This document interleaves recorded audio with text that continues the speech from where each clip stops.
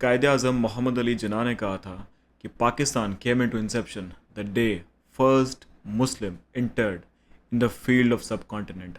इसका मतलब ये कि जब पहले मुस्लिम ने कदम रखा था इस सब कॉन्टिनेंट में, इंडियन रीजन में, तो पाकिस्तान का बुनियाद उस वक्त पड़ गया था, बेसिस बन गई थी। तो पाकिस्तान उसी वक्त कंसेप्शन में था, इंसेप्शन में था, पाकिस्तान बन चुका था। ये कहा था कायदे आज़म ने। कौम क्या होती है? पाकिस्तान ऑब्वियसली एक कौम है, कोई नेशन कहते हैं कि वन नेशन वन पैशन कहते भी है ना लोग। तो कौम का मतलब क्या है? कौम का बर्थ कैसे होता है? कौम का ओरिजिन क्या है? नेशन किसको कहा जाता है? क्या सिर्फ लिंग्विस्टिक सिमिलैरिटीज़ की बुनियाद पे किसी को नेशन कहा जा सकता है, या कल्चरल या जेनेटिक सिमिलैरिटीज़ जो होती हैं उन पर किसी को नेशन कहा जा सकता है, एक पर्टिकुलर सेट ऑफ पीपल? या नेशन का जो मतलब है वो काफ़ी ब्रॉड है, उसका जो स्कोप है वो काफ़ी वाइड है। फाइंड आउट करते हैं थोड़ा, ठीक है। अब एक किताब है जिसकी हम बात करेंगे, मैं समराइज़ करूँगा उस किताब को। किताब का नाम है इमेजिन्ड कम्युनिटीज़। ये किताब है बेनेडिक्ट एंडरसन की। एंडरसन यूएसए में काफ़ी अर्सा पढ़ाते रहे हैं, एक पॉलिटिकल साइंटिस्ट हैं, और भी काफ़ी अच्छी किताबें हैं उनकी। ये जो किताब है इमेजिन कम्युनिटीज़, ये नेशंस पर लिखी जाने वाली one of the most influential किताबों में से एक है। ये किताब इमेजिन्ड कम्युनिटीज़। अब शुरू जो किताब होती है ना वो इससे होती है कि नेशन का मतलब क्या है। 1978 और 1979, ये थोड़ा आप ईयर याद रखिएगा, क्योंकि इस वक्त एक बहुत ही इंपॉर्टेंट डेवलपमेंट हुई थी। कौन सी डेवलपमेंट? तीन कंट्रीज़ हैं, China, Cambodia and Vietnam. Vietnam ने कंबोडिया पे इन्वेड किया था और चाइना ने वियतनाम पर इन्वेड किया था। अब ये तीनों जो कंट्रीज़ हैं ना, ये कम्युनिस्ट कंट्रीज़ हैं, मार्क्सिस्ट कंट्रीज़ हैं। मार्क्सिज्म तो ये कहता ही नहीं है, मतलब कंट्री का तो कहता ही नहीं ना मार्क्सिज्म। Marxism is pan. वो कहता है कि मतलब it does not know any borders, कहता है कि फैलते जाओ फैलते जाओ। वो कहता है ना, टेरी गल्डन की किताब है why Marx was right. Terry Eagleton says कि Marxism is international, socialism is international और इट इज़ नथिंग। तो मार्क्सिज्म अगर है, तीनों अगर कंट्रीज मार्क्सिज्म वाली हैं, जो मार्क्सिज्म पे बिलीव करती हैं, कम्युनिज्म पे बिलीव करती हैं, तो लड़ी क्यों एक दूसरे से यार? तीनों का मकसद तो एक ही था ना, कि मार्क्सिज्म कम्युनिज्म को स्प्रेड करा या उस पॉलिटिकल सिस्टम के हिसाब से ही चलना। तीनों नेशंस का मकसद ये था, फिर भी एक दूसरे के साथ लड़ी। तो इसका मतलब ये हुआ, किसी आइडियोलॉजी के बुनियाद पर नेशन ख़त्म नहीं हो जाती। नेशन जो है वो आइडियोलॉजी से भी बड़ी है। इसी वजह से जो बेनेडिक्ट एंडरसन है ना, वो कहते हैं कि किसी भी नेशन को ऐसे कंपेयर नहीं किया जाए किसी आइडियोलॉजी से, फॉर एग्जांपल लिबरलिज्म से, फॉर एग्जांपल कैपिटलिज्म से, कम्युनिज्म से, क्योंकि ये जो है ना ये आइडियोलॉजीज़ हैं। नेशंस जो होती हैं ये इससे बहुत बड़ी हैं, ये ब्रॉडर पर्सपेक्टिव है इसका। नेशंस को इक्वेट कर सकते हैं आप किसी रिलीजन से, कोई कल्ट ऐसी कोई फॉलोइंग हो, क्योंकि रिलीजन के लिए भी लोग सेक्रीफाइसेस करते हैं ना, राइट? कितने सेक्रीफाइसेस करते हैं लोग, हम सबको पता है। नेशंस के लिए भी सेक्रीफाइस किया जाता है, क्योंकि उसकी फॉलोइंग बहुत बड़ी है। कि ये आइडिया कि हमारी नेशन सबसे सुप्रीम है, हम सबसे अच्छी कौमें हैं। हिटलर ने भी तो यही कहा था ना, जो नाजी आइडियोलॉजी थी, कि जो जर्मन रेस है वो सबसे सुपीरियर है, आर्यन रेस की बात की थी उसने। तो बेनेडिक्ट कहते हैं कि जो नेशन है इसे इक्वेट करना चाहिए रिलीजन से, रिलीजन के हिसाब से इसको पढ़ना चाहिए। लेकिन जो फिलोसोफर्स हैं, जो एकेडमिक्स हैं, वो नेशन के कॉन्सेप्ट को इतना सीरियसली नहीं लेते, और सीरियसली इस वजह से नहीं लेते बिकॉज उनको पता है कि जो नेशन का कॉन्सेप्ट है ये तो 2 साल पुराना है यार। लोग तो कहते हैं कि हमारी नेशन जो है वो काफ़ी पुरानी है, काफ़ी टाइम हो चुका है, 1000 साल 2000 साल।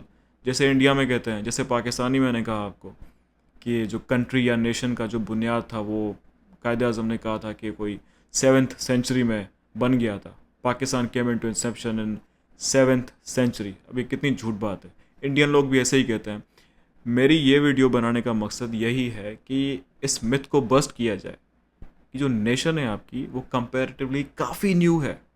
नेशन स्टेट का जो कॉन्सेप्ट आया था यहाँ पे ट्रीटी ऑफ वेस्टफैलिया के बाद, वो भी तो ये 1819 सेंचुरी की बात है ना, 19 सेंचुरी की बात है।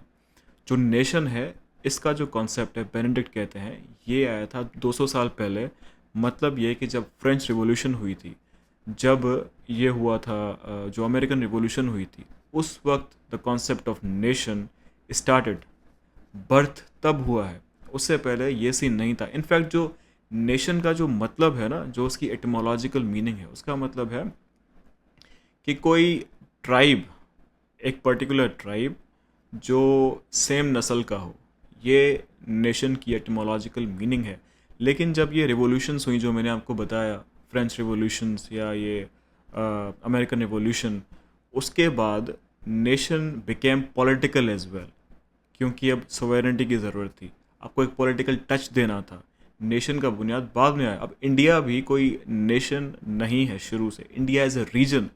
वो हमारे जावेद जबार साहब भी कहते हैं ना कि इट वाज अ रीजन।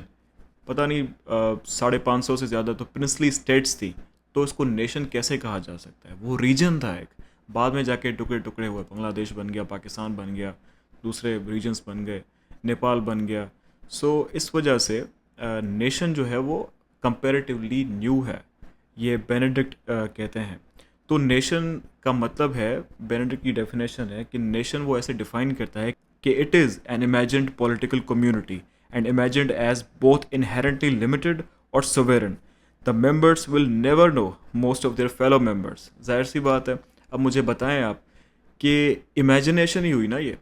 अब नेशन किसी ट्राइब के हिसाब से तो नहीं हो सकती। आजकल की जो डेफिनेशन है नेशन की, कि उसमें काफ़ी एथनिसिटीज़ भी आ जाती हैं, मल्टी लिंगुअल डाइवर्सिटी आ जाती है, मल्टी रिलीजन्स आ जाते हैं। तो नेशन तो एक ट्राइब पर लिमिटेड नहीं हो सकती। नेशन का जो कॉन्सेप्ट है वो काफ़ी वसी है, ब्रॉडर है। इसी वजह से बेनेडिक्ट कहते हैं कि जो मेंबर्स है ना किसी पर्टिकुलर नेशन के, वो इस वजह से इमेजिन्ड ही है, रियल नहीं है, टेंजिबल नहीं है, कॉन्क्रीट नहीं है। बिकॉज ट्राइब में आप लोगों को जानते हैं, तकरीबन हर पर्सन से आप वाकिफ़ होते हैं कि ये मेरे ट्राइब में रहता है, ये मेरे विलेज का मेंबर है। लेकिन when it comes two nations, when it comes to countries, ये सीन नहीं है यहाँ पे। आपको पता होगा कि फ़िलहाल जो बंदा है, जो अगर मैं फॉर एग्जांपल मुंबई में रहता हूँ, कोई दिल्ली में रहता है, या मैं कराची में रहता हूँ, कोई लाहौर में रहता है, तो वो मेरे कंट्री का पार्ट है। ही इज़ माई ब्रदर और सिस्टर, ठीक है। लेकिन उसको आप जानते नहीं होंगे। बस एक अनरिटन अनस्पोकन सा अग्रीमेंट है कि ये जो इस टेरिटरी के अराउंड जितने भी लोग हैं, वो पाकिस्तानीज़ हैं, वो इंडियंस हैं। ऐसा ही है ना।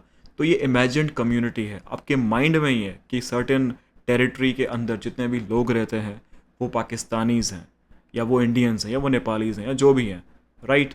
अब इसके बाद जो बेनेडिक्ट है ना, वो 3 पैराडॉक्सेस की बात करते हैं नेशन के हिसाब से। नेशंस के अंदर 3 पैराडॉक्सेस होती हैं। नंबर 1 पैराडॉक्स है कि जो नेशंस हैं, जो मैंने बात की कि कंपैरेटिवली न्यू फिनोमेना है, 200 साल पहले है। लेकिन जो नेशनलिज्म है, जो नेशनलिस्ट हैं, वो क्या बिलीव करते हैं कि जो हमारी नेशन है वो thousands and thousands of years पहले आई थी। उसका बुनियाद thousands and thousands of years पहले का है। 3-4 हज़ार 5 हज़ार साल पहले हमारी नेशन वजूद में आ गई थी।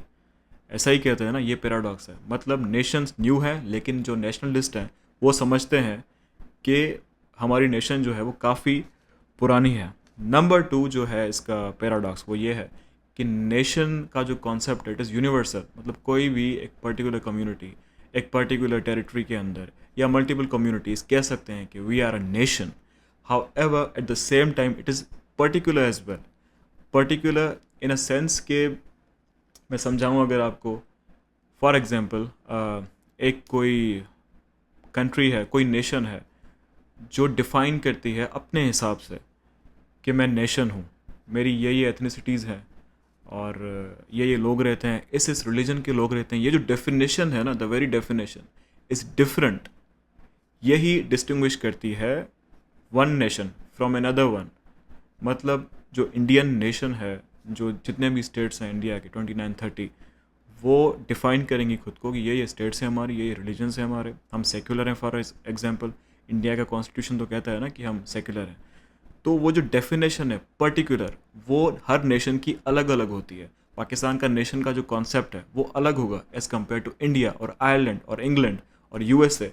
तो पर्टिकुलर भी है और द सेम टाइम यूनिवर्सल भी है। यूनिवर्सल इन द सेंस के कोई भी कह सकता है कि we are a nation. Number 3 जो इसमें पैराडॉक्स आता है वो ये कि नेशनलिज्म जो है बहुत पावरफुल है, क्योंकि इसमें इमोशनल अपील है, लोगों के सेंटिमेंट्स जाग जाते हैं। But at the same time जो एकेडमिक्स हैं, जो प्रोफेसर्स हैं, वो नेशन को इससे नहीं लेते, नेशन के कॉन्सेप्ट को इडियोलॉजी की तरह ही लेते हैं, just as capitalism, liberalism, neo liberalism, communism. लेकिन नेशन ये नहीं है, जो मैंने आपको पहले बात बताई कि nation could be taken as a religion. Nationalism जो आता है कि भाई ये मेरी कंट्री है, विद इन माई टेरिटरी, ये मेरे लोग हैं, ये मेरी नेशन है एक। तो ये जो पैराडॉक्स है ना, ये 3 पैराडॉक्स ये डिफाइन किए थे बेनेडिक्ट एंडरसन ने। अच्छा, जब ये शुरू हुई ना बात नेशंस की, फॉर एग्जांपल जब मुझे वैसे नेपोलियन बोनापार्ट जो थे, डिक्टेटर था फ्रांस का, उसने जब ये रिवॉल्यूशन में काफ़ी हेल्प की थी और बाद में एक एब्सोल्यूट रूलर भी बन चुका था, उस वक्त भी उसको कोई इतनी एक्सेप्टेंस नहीं थी by the people of France, वो उसको एक्सेप्ट नहीं कर रहे थे। और जो वहाँ का जो बुर्जुआजी क्लास था वो बार बार चांसेस दिए जा रहा था कि तुम तो खुद का रूल स्टेबलाइज कर ही नहीं पा रहे, लोग तुम्हें मान ही नहीं रहे as a ruler of France. तो उसने कहा मुझे चांस दो, चांस दो। अब मान नहीं रहे थे, हुआ क्या, ये मैं पैराडॉक्स बता रहा हूँ इसका नेपोलियन बोनापार्ट का। तो नेपोलियन ने क्या किया पता है? नेपोलियन ने खड़े होकर उन लोगों को, सिटीजन्स ऑफ फ्रांस को स्पीच की एक। उसने कहा कि you people of France are superior than all other races. तुम में वो कैपेबिलिटी है to conquer the world, conquer the whole world. ये कहा था नेपोलियन बोनापार्ट ने। अब जो ये स्टार्ट की ना बात, तो लोगों के सेंटिमेंट्स जाग गए कि हम सुपीरियर हैं, हम हर चीज़ कॉन्कर कर सकते हैं, हमारे जैसा कोई भी नहीं है। उसके बाद एक्सेप्टेंस मिली नेपोलियन को। लेकिन जो नेपोलियन खुद था, वो नेपोलियन जब पैदा हुआ था ना, नेपोलियन कोर्सिका एरिया में पैदा हुआ था। कोर्सिका रिसेंटली ही फ्रांस के अंदर आया था, एनेक्स हुआ था। इससे पहले ये इटली का था जितना मुझे याद आ रहा है। और जो नेपोलियन बोनापार्ट हैं वो भी ख़ुद को इटालियन मेंबर मानते थे कि मैं इटली का हूँ।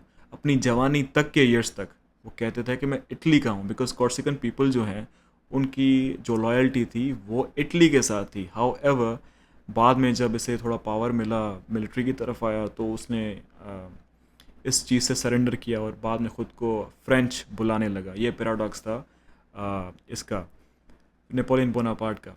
और एक बात और मेरे दिमाग में आई है अभी कि जो बेनेडिक्ट हैं इस बुक के ऑथर, वो कहते हैं कि जितने भी लोग किसी पर्टिकुलर टेरिटरी के अंदर पैदा होते हैं ना, वो बाय चांस पैदा होते हैं। It is not their destiny to be born in certain territory. सही बात है। और रिलीजन का भी ऐसा ही सीन है। मतलब if I am born in Hindustan, I am a Hindu most likely. If I am born in Pakistan, I am a Muslim. If I am born in London, I am proudly a Christian, Catholic या Protestant. ऐसा ही बात है ना। ये एक intellectual है, मुझे नाम याद नहीं आ रहा, वो ये बात करते, रिकी जर्वेस कुछ ऐसा ही नाम था।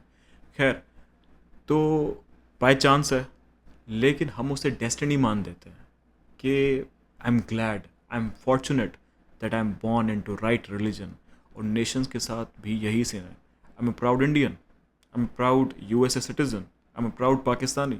लोग कहते हैं ना, उनको लगता है ऐसे है, या हमें पढ़ाया, हमारा ब्रेन वॉश ऐसे किया जाता है कि हम डेस्टिन्ड थे टू बॉर्न हेयर। ऐसा ही है। तो इसी वजह से बेनेडिक्ट कहते हैं, बेनेडिक्ट एंडरसन, कि रिलीजन और नेशन को इक्वेट करना चाहिए, because they go hand in hand. उनमें जो उसका जो पैटर्न है ना, वो सेम ही है। जो पहले वाली मीनिंग्स होती थी ना नेशंस की, वो नेशंस की मीनिंग इक्वेट होती थी ट्राइब से। कोई ट्राइब है तो वो नेशन हो गई। नेशियो नाम था, NATIO। ये लैटिन वर्ड है। ये अर्ली पीरियड की मैं बात कर रहा हूँ, एंशिएंट टाइम्स में। लेकिन जब मिडिवल टाइम आया तो उसकी डेफिनेशन थोड़ी चेंज हुई थी, बट थी मोर और लेस वही, कि फ्रेंच नेशन, जर्मन नेशन। ये 12th और 15th सेंचुरी की मैं बात कर रहा हूँ। और बाद में जब ये रिवोल्यूशंस आई, अमेरिकन रिवोल्यूशन, फ्रेंच रिवोल्यूशन, तो उस वक्त इसकी जो डेफिनेशन है वो पॉलिटिकल भी बन गई। नेशन की डेफिनेशन पॉलिटिकल बन गई। सो ये कुछ थी बातें। और मैं एक बात और बताना चाहूँगा कि युवल नोआ हरारी की किताब है, 2024 में आई थी आई थिंक, नाम है नेक्सस। तो नेक्सस किताब के अंदर युवल नोआ हरारी कहते हैं कि इट इज़ नॉट सर्टेन कि जो ह्यूमंस हैं उनकी द एबिलिटी टू कॉपरेट कितनी ज़्यादा है। क्वांटिटी कितनी हो सकती है, कितने नंबर्स में वो कोऑपरेट कर सकते हैं। Because until now for example China है, इंडिया है, वो 1.4 बिलियन पॉपुलेशन ईच पहुंच चुके हैं, तो वो कोऑपरेट कर रहे हैं under one umbrella, under one ideology. India कहता है ना, इंडियन पीपल हैं कि वी आर इंडियंस, तो वो कॉपरेट तो कर रहे हैं ना इसी आइडियोलॉजी के अंदर। सोशल कॉन्ट्रैक्ट उन्होंने तोड़ा तो नहीं है। इसी कॉपरेशन के अंदर हम कम्युनिटीज़ बनाते हैं, हम नेशंस बनाते हैं। फिर इट डजेंट मैटर कि आपकी एथनिसिटी क्या है, आपकी लैंग्वेज क्या है, आपको होल्ड करना आना चाहिए। और ये ही बेनेडिक्ट एंडरसन कहते हैं कि नेशंस का जो कॉन्सेप्ट है, इसकी खूबसूरती ही ये है कि even though it is imagined, but आप कॉन्क्रीट मैनर में इसको चला पाते हैं, सस्टेन कर पाते हैं। However no one should forget that ये कंपैरेटिवली न्यू कॉन्सेप्ट है, और ये भी बिल्कुल ज़रूरी नहीं है कि नेशन की पॉलिटिकल सोवेरेनिटी हो, मतलब नेशन एक कंट्री के अंदर ही रहती हो। ये ऐसे बिल्कुल भी ज़रूरी नहीं है, बिकॉज हमारे पास एग्जांपल्स मौजूद हैं। कर्द जो नेशन है, जो रीजन है, ये सीरिया का, इराक का, टर्की का, कर्दिस्तान पूरा एक एरिया हुआ करता था। यहाँ पे अभी भी लोग क्लेम करते हैं कि हमारा एरिया है, हमारी नेशन है। अब लिंग्विस्टिकली, कल्चरली, इवन जेनेटिकली वो सेम है, लेकिन they live in 3 different countries. तो जो नेशन है ना, जो सही वाली नेशन है, it does not know any boundaries. पर बाउंड्रीज़ के अंदर अगर हो तो वो भी सही है। जैसे जापान, जापान होमोजीनियस नेशन है काफ़ी, उसमें तकरीबन कोई 98 to 99% जापनीज़ लोग रहते हैं जो same genes, same culture, same language share करते हैं। तो ये थी शॉर्ट समरी इमेजिन कम्युनिटीज़ की। आई होप कि मैंने सही तरीके से समझाया हो, लेकिन I want you to dissect this book a bit more, because it is one of the most influential book in terms of the concept of nations, birth of nations, और जो भी ये डेवलपमेंट्स हुई हैं इसमें एवोल्यूशन ऑफ नेशंस के हिसाब से, या कैसे ये कंपैरेटिवली न्यू फिनोमेना है। जो पॉलिटिकल साइंस या आईआर के स्टूडेंट्स हैं उनको तो पढ़नी ही पढ़नी चाहिए। Good bye and I will see you in another video.